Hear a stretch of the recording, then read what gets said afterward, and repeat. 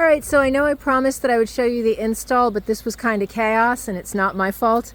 The first package of bees that I got from Man Lake was mishandled by the post office. I'm no shade to the shippers, to the bee supplier, because look at what they did. They made this right.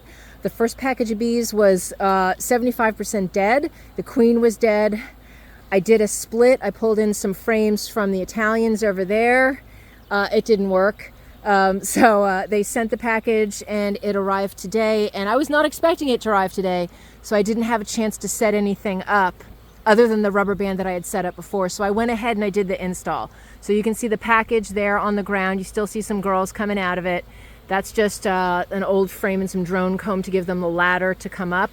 That white thing, I wanted to show you, that white thing that I have in front of the hive is called a robbing screen, because I have a very strong hive here and my mean girls, the Russians, over here. And so I wanted to make sure, since these girls don't really have much right now, other than a queen, I wanted to make sure they had that little extra security of a robbing screen. Let me pull my spare robbing screen. I can show you what it looks like up close without disturbing the girls. This is my other robbing screen. Hold on. So this is what a robbing screen looks like. I'll put it on the ground. There we go. Okay, so this is a robbing screen, and you put thumbtacks here and here and here. I have to put more thumbtacks in, and you see that this allows for ventilation, and you also have these doors on the top that you can open, right? Well, normally you can open. Oh yeah, you lift up and open, and this allows the bees to get access, and it also blocks off. So I have the entrance at the smallest hole, and that one is a little broken because it's missing the little door, but you see they have that. It is a lot easier to defend that than anything else. This is the can of syrup that came inside the package.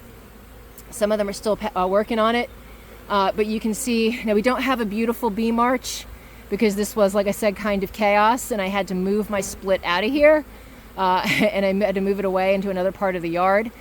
So some of those foragers are returning back, but you can see that they are moving. They're all clustered around that entrance. Every minute that I look at this, you're never, like I said, you're never gonna be able to shake them all out. Don't worry about it. They are slowly, this has been about 30 minutes. They are slowly making their way up into the hive, where they will find their queen nice and safe and sound. Like I told you guys, there was nothing but cork, so I had to use my mini marshmallow. So I don't tell you that tip for no reason. So she is about the third frame in, exactly like I showed you last time, and I'm going to check again. It's Monday. I'm going to check again on Friday to make sure she's been released. If she hasn't been released, if that marshmallow is still there, I'm going to pull the marshmallow out. But this is a good number of girls. There was about, you can see how many dead we had. Actually, it's a little bit less. I had maybe 100 dead bees this time. That's absolutely normal to have some dead bees. But it was, I'll show you a picture maybe on my Instagram of the dead package. But this is exactly what you want to see. You don't see the beautiful bee march, but you see how we got a bunch of healthy girls. They're flying around. It's a little chaotic, right? They're flying around. Some of them are, you know, hanging onto this can because this was close to where the queen was. You can see they already tried to start building wax out on it. You see that? So they got that going on, and I moved out as close as possible to the entrance. You see some of them, you know, showing the entrance, getting really interested in getting into that hive. And these girls are slowly making their way up onto this. This is old comb that I had to clean, and I figured, oh well. And this is drone comb, which I sometimes use as a varroa mite treatment. I can talk about that in another video, but you know, so far could not have asked for a better install. Just a little less hectic. I got a call at like 9 a.m. from the post office, and he was like, they're all dead.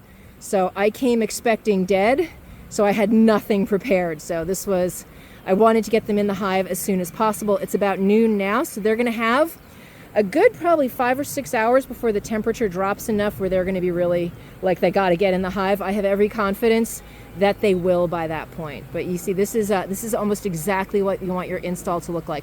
If I opened that lid, I have a pollen patty for them, exactly like I told you, the size of the palm of my hand, and I have a jar of sugar water. And I looked, I sneaked a peek under the cover, which I'm allowed to do, not in the hive, just into my feeder, and they're already taking the sugar and the pollen patty. So these girls, they found their resources, they're moving in, so things are looking pretty good so far. I will definitely do a lot better because I will know when it's happening. It's scheduled. I will definitely film checking the queen. Again, I'm really sorry. This was just so rushed. I just wanted to get it done to get these girls in.